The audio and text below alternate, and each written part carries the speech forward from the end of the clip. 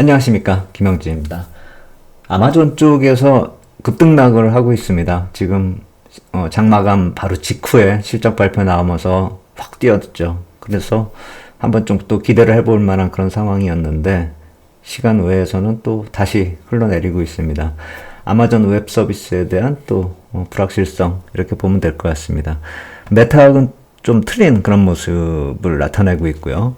어제는 소식들이 굉장히 많았습니다. 하나씩 좀 점검을 할 필요가 있어 보입니다. 지금 아마존 이렇게 우리 시간으로 5시죠. 새벽 5시 확 올랐다가 바로 그냥 꺾여버리는, 그리고 지금은 옆으로 기는.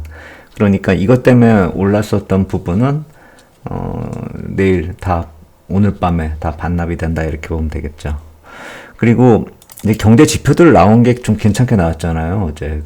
그러다 보니까 금리 인하 확률, 이거 올해 12월 거거든요. 올해 12월 전망인데 뚝뚝 이렇게 내려갈 거다라고 생각했었던 이 100bp가 이제 400에서 425가 100bp가 되는 이유는 이번 5월 회의 때 하나 더 올리면 이제 기준금리가 500에서 525가 되잖아요. 그러면은 이제 100bp 인하 확률이 400에서 425가 될 텐데, 이게 바로 하루 전날 22.2%에서 7.7%로 떨어지고 75bp가 40%대에서 30% 초반대로 뚝 떨어져 버리는, 그래가지고 50bp 인하 확률이 가장 높긴 한데, 그러니까 이게 추세라는 게 있잖아요. 계속 이제 인하될 확률이 커지다가 확 꺾여 버리니까 국채 쪽은 또 충격을 먹는 그런 모습입니다.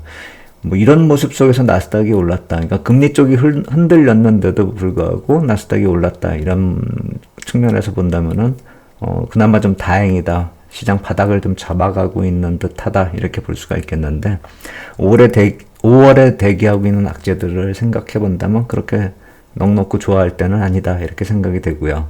5월 대비한 전략은 또 다시 세워야 될 겁니다. 따로 시간 내서 말씀을 드리도록 하겠고요. 그리고 어제 이제 4월의 마지막 미국 국채 입찰 마무리됐습니다. 7년물 국채 입찰했는데 이 마지막 주에 이제 사고 칠 확률이 좀 있지 않을까라고 생각을 했었는데, 단기물들이요, 2년물, 5년물, 7년물 다 성공적으로 발행이 됐습니다. 뭐 해외 투자자들이 뭐 국채 안 산다 막 이런 겁주는 얘기들 막 나오다가 이렇게 보면은 실제로 입찰 경쟁률이 3월보다도 좋고 전분기보다도 좋고 해외 투자자 비중도 다 괜찮고 해가지고 성공적으로 발행이 됐습니다. 근데 참 이상하다라고 생각이 되는 게, 이렇게 국채 발행 다 끝나고 나니까 또 이제 국채 시장 흔들리고, 그러니까 유통 시장 흔들리고 있다라는 것이죠. 발행 시장 다 마무리되니까요. 항상 음모론적인 접근을 하지 말자라고 말씀을 드리는데, 자, 국채 발행 2년물 이제 발행 시작하니까 막 악재성 재료들 나오면서 안전자산 선호 현상 나타나고, 또 어제는 경제지표 좋게 나오면서 이 7년물 국채 발행 끝나니까 또 이제 국채 인기 시들 이렇게 되는 그런 모습, 참 공교롭다 이렇게 생각이 됩니다. 그러면서 이제 디커플링 쪽을 우리가 좀 봐야 될 것 같습니다. 여태까지 말씀드린 거, 미국 시장은 뭐 아마존 쪽이 흔들리건 뭐 어쨌건 그래도 우리 현재 시점에서 놓고 봤을 때 국채 발행 다 끝나고 잘 이제 자산 시장이 좀 흘러가는 듯한 그런 분위기인데, 우리 시장은 또 안 좋은 것만 이렇게 반영이 되면서 흘러내리는 그런 모습을 보이고 있습니다. 그래서 아까 제가 금일 오전 기준으로 이렇게 한번 좀 뽑아 보니까 3월 말에 이게 11.73%까지 떨어졌다가 4월 이제 중순에 이제 그걸 4%나 극복을 했어요. 여기 이렇게 좀 간격이 좀 줄어드는 모습이야. 그러니까 이 녹색선이 좀 올라온 그 부분요. 근데 이제 그게 다시 내려가잖아요. 10.08% 오늘 오전에 기록한 게요. 그래서 3월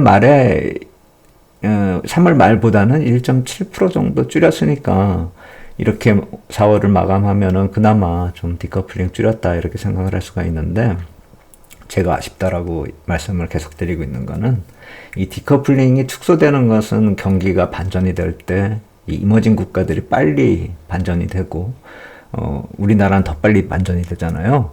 그걸 한번 보려고 제가 경기선행지수 이걸 뽑아왔어요.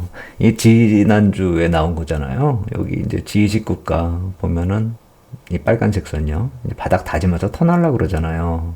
그러면은 이게 미국도 비슷하고 중국은 좀 빨리 돌아섰어요, 이미. 근데 우리나라만 이렇게 질질질질질 흘러내리고 있거든요. 그래서 보통의 경우는 이게 우리가 좀 한 발짝 빨리 움직여요.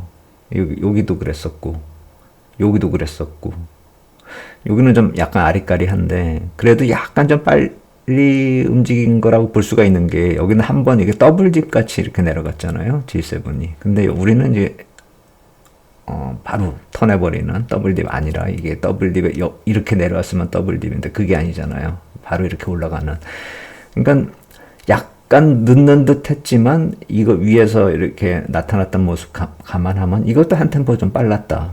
그러면은 경기 반전이 나타났었던 2008년 이후로 이렇게 따져봤을 때 다 좀 우리가 빨랐는데 이번에는 이렇단 말이에요.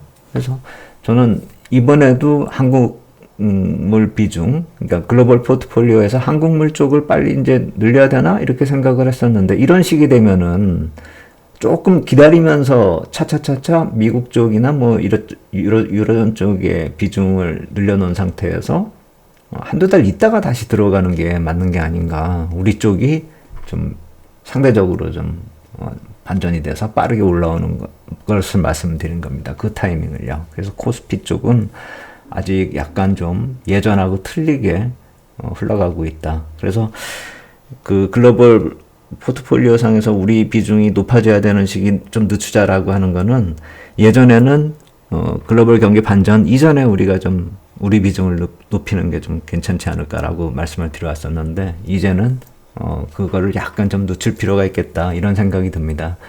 우리 쪽의 산업 구조가 약간 좀 예전하고 좀 틀린 그런 상황이 아닌가 이런 생각이 듭니다. 그래서 이거는 따로 다시 말씀을 드리겠고, 그래서 외국인 투자자 쪽에서 이제 오늘은 과연 무엇들을 하시나, 이게 이제 5월 1일이 휴일이잖아요. 그러다 보니까 거래일수도 이제 하루 줄고 하면 위클리 쪽은 당연히 상당히 좀 위축될 수밖에 없죠. 그걸 어떻게, 하루가 굉장히 중요한데 어떻게 예측이 불가능한 그런 상황에서 이런, 그리고 또 5월 1일부터 이제 이벤트가 시작이 되는데 여기서 너무 또 심하게 노출을 하는 것도 외국인 투자자 쪽에서도 별로라고 생각이 될 거라고 생각이 들어요. 그래서 좀 풋옵션 쪽에서 매도가 나오고 하면은 좀 긍정적인 변화가 나타날 수 있다라고 말씀을 드렸었는데 어제요. 근데 선물 쪽에서 매도가 나오고 콜옵션 매수, 코스피 200 기준으로요. 그 다음에 풋옵션 매도 이렇게 나오는데 금액상으로 약간 좀 아직도 풋옵션 쪽이 좀 미적지근해요. 그 와중에 위클리 쪽에서 보면은 콜옵션 대량으로 매도를 하고 있고, 이거 보면 막 327, 330 뭐 이거 매도하고 있는 모습 보면은 우리 또 상방 막아놓는 거 아닌가. 그러니까 오늘 반등 많이 올라왔었잖아요. 329포인트까지도. 근데 막 330을 매도하고 있는 그런 모습들 보면 332, 뭐 330.